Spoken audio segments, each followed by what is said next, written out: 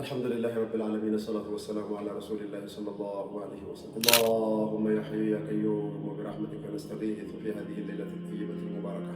اللهم يا حي يا قيوم وبرحمتك نستغيث في هذا الشهر الفضيل المبارك. اللهم بشرنا بليلة القدر، دعاء ليلة القدر. اللهم إنك عفو تحب العفو فاعف عنا.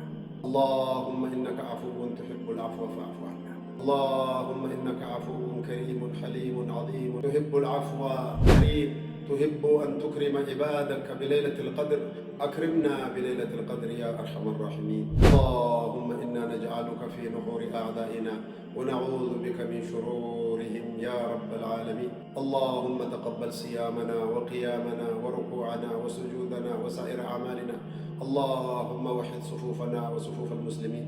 اللهم حبب إلينا الإيمان وزينه في قلوبنا، وكره إلينا الكفر والفسوق والعصيان واجعلنا من الراشدين. اللهم أنبت أولادنا نباتا حسنا. اللهم اجعلنا من أهل القرآن. اللهم اجعلنا من أهل القرآن. اللهم اجعلنا من أهل تلاوة كتابك يا رب العالمين. اللهم اجعلنا من الذين يقرؤون فيرقون، ولا تجعلنا من الذين يقرؤون فيشقون يا ذا الجلال والإكرام.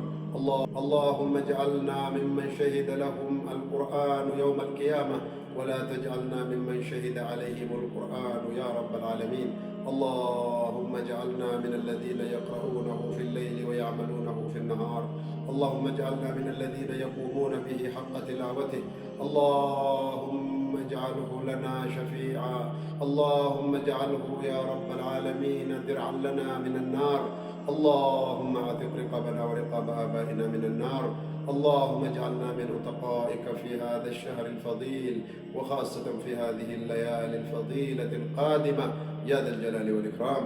اللهم إننا نسألك بخير ما سألك منه عبدك ونبيك محمد صلى الله عليه وسلم وعبادك الصالحون، ونعوذ بك اللهم ربنا شر ما استعاذك منه عبدك ونبيك محمد صلى الله عليه وسلم وعبادك الصالحون.